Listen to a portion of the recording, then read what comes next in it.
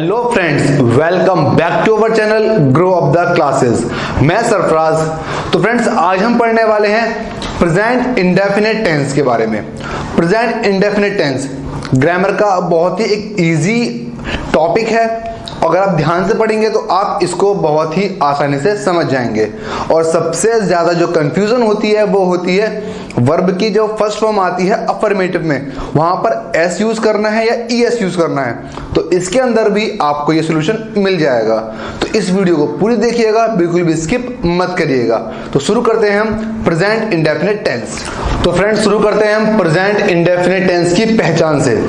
इसकी पहचान क्या है? इसकी पहचान है जिन हिंदी वाक्यों के अंत में ता है, ती है, ते हैं आदि शब्द आते हैं उन्हें हम प्रेजेंट इंडेफिनिट टेंस के सेंटेंस कहते हैं। हम प्रेजेंट इंडेफिनिट टेंस के वाक्य कहते हैं। जैसे वह खेलता है, हम जाते हैं, वह शोर मचाता है, तुम यहाँ क्यों खेलते हो, हम बाहर जाते हैं। इस तरह के सेंटेंस जिनमें ता है, ती है, ते हैं आदि शब्द आते हो उन्हें हम प्रेजेंट इंडेफिनिट टेंस के सेंटेंस कहते हैं। दूसरा होता है आदत, जहां पर आदत का पता चले, किसी की हैबिट पता चले। जैसे कि वह रोज खेलता है, हम रोज बाहर टहलते हैं, तो यहां पर भी एक हैबिट का पता चल रहा है। तो इसलिए ये भी सेंटेंस प्रेजेंट इंडेफिनिट टेंस के सेंटेंस कहलाते हैं। एक बार और देख लीजिए, ता है, ती है, ते हैं आदि शब्द आते हैं तथा आदत का पता चले। ठीक है फ्रेंड्स, तो आप समझिए इतना। तो गाइस, हम बात करते हैं आगे के लिए कि आगे इसके तीन पार्ट होते हैं। पहला होता है अफर्मेटिव, सेकंड है नेगेटिव, थर्ड है इसका इंटरोगेटिव। तो फर्स्ट हम शुरू करते हैं अफर्मेटिव से। Affirmative sentence. Affirmative sentence, affirmative sentence का मतलब होता है साधारण वाक्य। इन्हें आप सिंपल सेंटेंस भी कह सकते हैं। इसकी जो डेफिनेशन है वो है जिन वाक्यों में कार्य का होना पाया जाए, जिन वाक्यों में कार्य का होना पाया जाए उन्हें हम अफर्मेटिव सेंटेंस कहते हैं। अगर मैं पूरे की बात करूं पहचान की, यानी कि प्रेजेंट इंडेफिनिट टेंस के अफर्मेटिव की पहचान, तो जिन हिंदी वाक्यों के अंत में ता है, ती है, ते हैं आदि शब्द आते हैं तथा कार्य का होना पाया जाता है। जैसे कि वह खेलता है, तो यहाँ पर काम क्या हो रहा है? यहाँ पर काम होने का हो रहा है। उसने बोला है कि हाँ वो करता है इस काम को। ठीक है, काम की मनाही नहीं हो रही है, काम करने की बात हो रही है। तो इन्हें कहते हैं हम अफर्मेटिव सेंटेंस। तो इसके बनाने का जो फॉर्मूला है वो बहुत ही सिंपल फॉर्मूला है। नोट इसका उतार लीजिए। सब्जेक्ट प्लस वर्ब की फर्स्ट फॉर्म एस या ES, object and etcetera. Subject होता है कर्ता, यानी कि कार्य करने वाला। वर्ब क्रिया, ऑब्जेक्ट होता है कर्म, एक्स वाई जेड आदि जो भी लास्ट में आता है, in the room, in the morning, वो आप लिख सकते हो यहाँ पर। क्रिया, क्रिया क्या होती है? क्रिया का मतलब होता है कार्य, एक्शन। जहां पर कार्य करने का बोध होता है वहां पर वर्ब होता है। जैसे कि मैं बाहर खेलता हूं। देखिए, प्रेजेंट इंडेफिनिट टेंस का सेंटेंस है, अफर्मेटिव भी है। जो वर्ब क्या है? खेलना। वो क्या काम कर रहा है? खेलने का काम कर रहा है। ठीक है, तो उसे हम वर्ब कहते हैं, क्रिया कहते हैं उसको। तो जैसे वह बाजार जाता है, तो ही गोज टू मार्केट। देखिए, सब्जेक्ट हमारा कार्य करने वाला होता है तो ही आ गया। वर्ब की फर्स्ट फॉर्म यानी कि क्रिया, काम करना, काम क्या हो रहा है? जाने का, तो गो। ईएस आया, साथ में इसके ईएस आया, क्योंकि जब भी अफर्मेटिव में सिंगुलर सब्जेक्ट आता है, सिंगुलर सब्जेक्ट एक वचनकर्ता के साथ आप क्या करोगे? एस या ईएस का प्रयोग करोगे। ठीक है, अब कहां पर एस लगाना है, कहां पर ईएस लगाना है, मैं इसके बाद आपको क्लियर करता हूं अफर्मेटिव के जस्ट बाद ही। ठीक है, वह बाजार जाता है, he goes to market. Clear हो गया? इतना आपको समझ में आ गया? Very good. तो हम बढ़ते हैं नेक्स्ट की तरफ कि जो एस या ईएस का आपको कहां कहां पर यूज करना है। तो फ्रेंड, अगर आपके वर्ब में, अगर वर्ब के लास्ट में ओ आता है, अगर वर्ब के लास्ट में ओ आता है, जैसे कि गो, डू, तो वहां पर आपको यूज करना है ईएस, यानी कि गोज, डज। अगर वर्ब के लास्ट में ईएस आता है, तो सॉरी, अगर वर्ब के लास्ट में ओ आता है तो आपको वहां पर गो के साथ ईएस को ऐड कर देना है, तो हो जाएगा वो गोज। ठीक है, जैसे कि कार्य करता है तो लिखोगे ही डज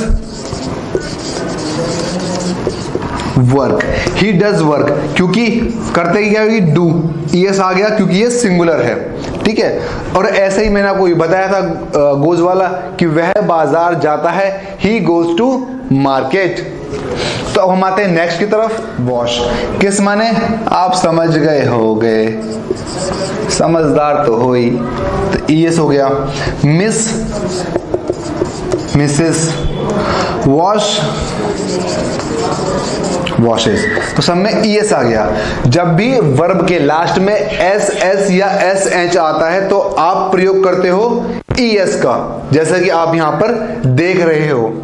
ठीक है, एस एस या फिर एस एच आने पर वर्ब के लास्ट में, तो वहां पर आपको यूज करना है ईएस का। तो अब बढ़ते हैं हम अपने नेक्स्ट की तरफ। तो गाइस अब हम बात करते हैं, अगर वर्ब के लास्ट में वोविल और वाई आ जाए, यानी कि वाई से पहले वोविल आए, वाई से पहले वोविल आ जाए, जैसे कि प्ले का होगा प्लेस, से का हो गया सेज, स्टेज। तो आप देख रहे हो सब में एस आया है, क्या है सब में, एस। अगर वर्ब के लास्ट में वाई हो और वाई से पहले वोविल हो तो वहां पर आपको सिर्फ एस का यूज करना है लास्ट में। आई होप आप समझ गए होंगे। और जो नेक्स्ट वाला है उसमें क्या है, वो बिल्कुल इजी है, बस क्या करना है आपको, ये देखना है कि कॉन्सोनेंट लास्ट में है और फिर वाई आ रहा है। अगर लास्ट में कॉन्सोनेंट आता है और वाई आता है तो वहां पर आपको किस तरह से करना है, जैसे कि T R Y, try, cry. अब ये दो वर्ड हैं, देखो वाई आ रहा है, वाई से पहले कोई वोवेल नहीं है, कॉन्सोनेंट है, और यहां भी वाई से पहले कॉन्सोनेंट। अब यहां क्या करोगे, टी आर आई ई एस, ट्राइज, क्राइज, आई ई एस। यहां पर आप क्या करोगे, अगर लास्ट में वर्ब के लास्ट में कॉन्सोनेंट के बाद वाई आता है तो वहां पर आप वाई को रिप्लेस कर दोगे, उसकी जगह पर आई ई एस का प्रयोग करोगे। और अगर लास्ट में वोविल प्लस वाई आता है तो आपको सिर्फ लास्ट में एस का प्रयोग करना है। लास्ट में एस एस या एस एच आता है तो आपको लास्ट में ई एस का प्रयोग करना है। बहुत इजी कंसेप्ट है, आई होप आपको ये समझ में आ गया होगा।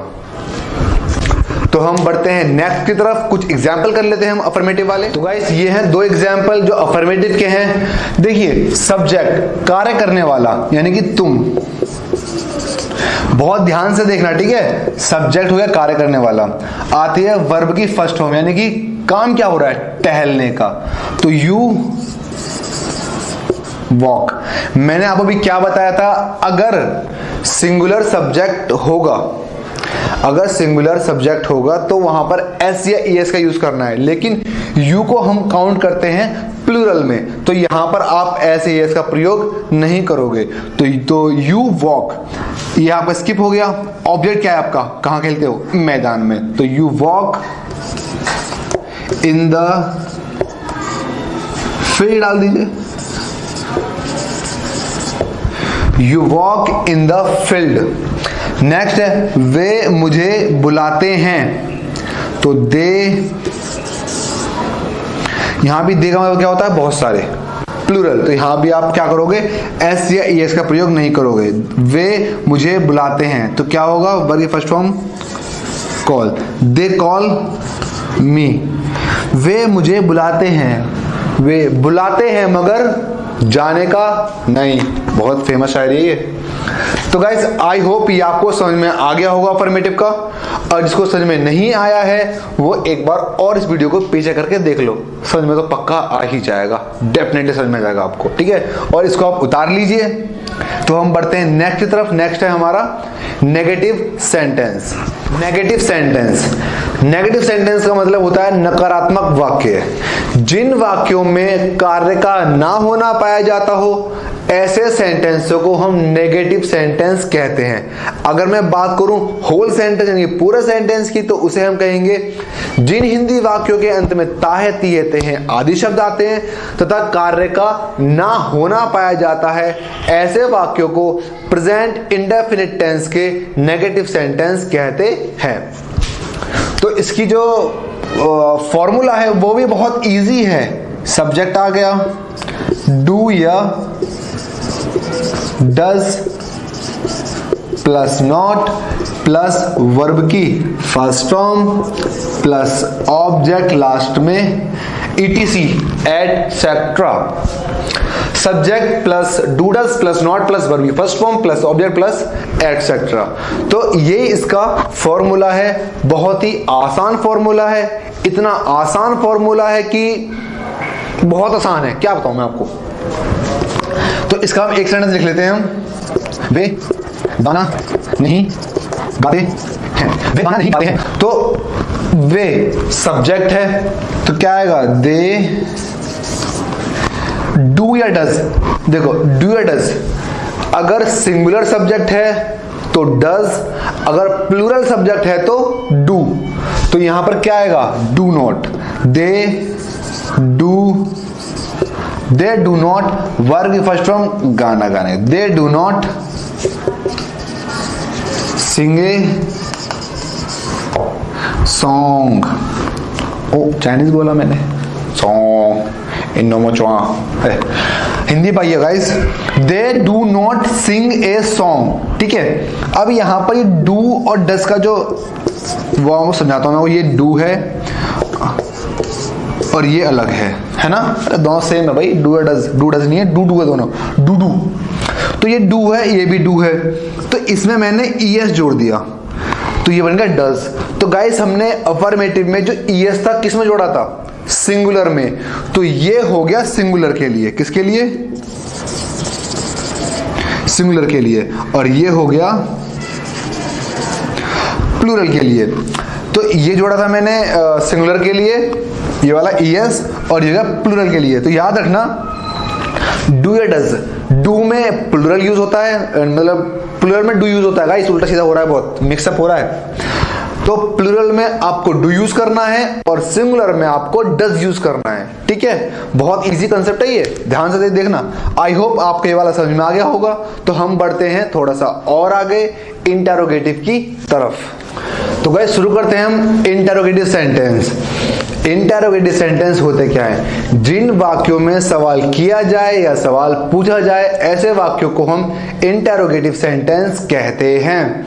अगर हम पूरे की बात करें तो जिन हिंदी वाक्यों के अंत में ताहे तिहे तेहे आदि शब्द आते हैं तथा वहां पर सवाल का पूछा जाए या सवाल किया जाए, तो ऐसे वाक्यों को हम प्रेजेंट इंडेफिनिट टेंस के इंटेरोगेटिव सेंटेंस कहते हैं। ये दो तरह के होते हैं। पहला होता है first type.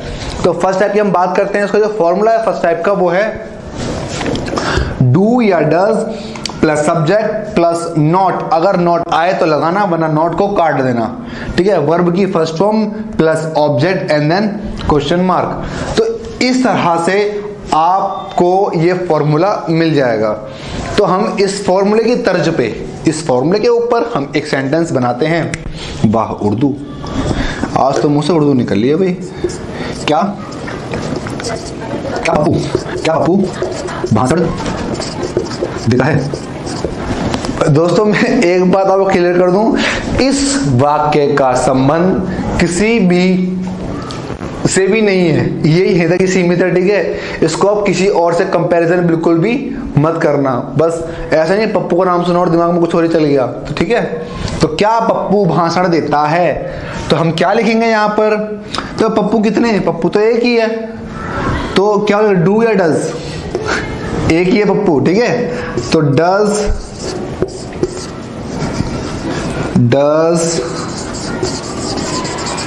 10 Pappu, subject Pappu हो गया, नॉट है, नॉट नहीं है इसके अंदर, ठीक है। तो वर्ग फर्स्ट फॉर्म में क्या होगा, 10 पप्पू देता है, क्या देता है, भाषण। The 10 Pappu give speech. तो ये था हमारा सेंटेंस, क्या पप्पू भाषण देता है, 10 पप्पू गिव स्पीच, ठीक है। क्योंकि इसके अंदर हमने सवाल सिर्फ किया है, हम कंफर्म नहीं है कि वो भाषण देता है या नहीं देता है, हमसे पूछ रहे हैं कि क्या पप्पू भाषण देता है, तो उसका जवाब यस या नो में भी आ सकता है। तो ये होते हैं फर्स्ट टाइप के। एक और हम बनाते हैं, क्या माताजी चाय पीती हैं, क्या माताजी चाय पीती हैं, नहीं माँ तो चाय मत पिलाओ भी, चाय पीना सही नहीं है, ठीक है। माता जी को हम चाय नहीं पिलाएंगे, तो क्या माता चाय नहीं पीती हैं, तो क्या माता जी चाय नहीं पीती हैं। तो माता जी कितनी है, माता जी भी एक ही है, तो क्या लगाएंगे हम, डज द मदर, नोट आ रहा है, हाँ जी आ रहा है, कितने का आ रहा है नोट, अरे वो वाला नोट नहीं आ रहा है, डज द मदर नॉट, वर्ग में पीती, क्या होगा, ड्रिंक। आप यहां पर टेक का भी यूज कर सकते हो, does the mother not take the tea कह सकते हो आप, या फिर drink the tea, does the mother not drink tea. Last में क्वेश्चन मार्क।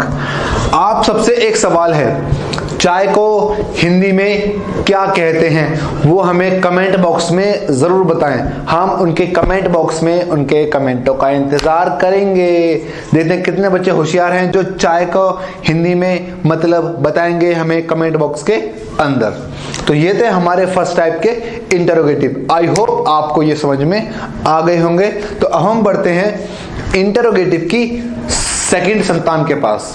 संतान, हाँ सेकंड टाइप के पास, संतान क्या चल रहा है मेरा भी, ठीक है। तो सेकंड टाइप के पास हम बढ़ते हैं। तो बात करते हैं इंटरोगेटिव की। सेकंड टाइप इंटरोगेटिव, इन वाक्यों में क्या होता है, जो क्वेश्चन वर्ड होता है वो बीच में आता है, सेंटर में आता है, शुरू में नहीं आता। जैसे पहले था ना, क्या तुम खेलते हो, क्या तुम बाहर जाते हो, तो इस बार ही नहीं होगा, इस बार होगा तुम बाहर क्यों जाते हो, तुम बाहर कैसे खेलते हो, ठीक है, तुम दिल्ली कब जाते हो। तो इस तरह के जो सवाल आएंगे उन्हें कहते हैं हम सेकंड टाइप इंटरोगेटिव। उसमें क्या होता है, क्वेश्चन वर्ड की इंग्लिश आप पहले लिखोगे,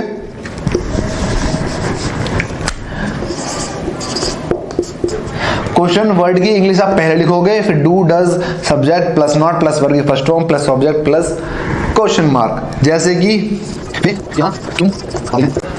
वे यहाँ क्यों आते हैं। देखिए अब बीच में क्या आ गया, क्वेश्चन वर्ड जो है बीच में आ गया, ये होता है क्वेश्चन वर्ड, जिस वर्ड से पूरा का पूरा सेंटेंस ही बदल जाए, ठीक है। अब जैसे ये लो, वे यहाँ, इसे ढक लिया मैंने, तो ढक लिया, वे यहाँ आते हैं, मिटो दिया, लो वे यहाँ आते हैं, तो सिंपल सेंटेंस हो गया कि वे यहाँ आते हैं, ठीक है। तो अब हमने क्या करा, क्यों लगा दिया, वे यहाँ क्यों आते हैं, तो अब सवाल बन गया ये, ठीक है। तो क्यों की इंग्लिश, क्योंकि ये क्वेश्चन वर्ड है, इसकी इंग्लिश पहले आएगी, तो वाई। डू या डज, वे क्या है, वेरी गुड, वे है प्लूरल, तो आएगा do. Why do they, why do they come, come माने आना, why do they come here, तो why do they come here, तो इसे कहते हैं सेकेंड टाइप इंटरोगेटिव। एक और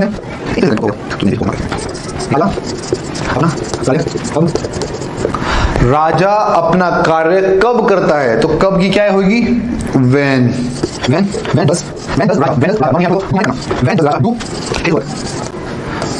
अपने क्या होगी, his। अगर लड़की होती तो हर, लड़का होगा तो his। when does Raja do his work। तो ये थे हमारे प्रेजेंट इंडेफिनिट टेंस के सारे सेंटेंस, अफर्मेटिव, नेगेटिव और इंटरोगेटिव। आई होप आपको ये सारे समझ में आ गए होंगे। अगर आपको ये वीडियो अच्छी लगी है और आपको कुछ से सीखने को मिला है तो वीडियो को लाइक करके बताइए कि वाकई में हमें भी अच्छा लगेगा कि हाँ आपने कुछ इससे सीखा है। और कमेंट बॉक्स में जरूर बताएं कि क्या कमी रहेगी इस वीडियो के अंदर और क्या आपने सीखा। अच्छी लगी हो तो लाइक करो, और अगर आप हमारे चैनल पर नए हो तो चैनल को सब्सक्राइब करना ना भूलें, और बेल आइकन जरूर प्रेस करें जिससे आपको हमारी आने वाली वीडियो की नोटिफिकेशन मिल जाए। और अगली वीडियो आपको किस टॉपिक पे चाहिए आप ये भी हमें बता सकते हो। हम पूरी कोशिश करेंगे आपको वो वीडियो बेहतर से बेहतर तरीके से बनाकर आपको दे, जिससे आप उस वीडियो से बहुत कुछ सीख सको। तो मिलते हैं आपसे नेक्स्ट वीडियो में। पढ़ते रहो, आगे बढ़ते रहो।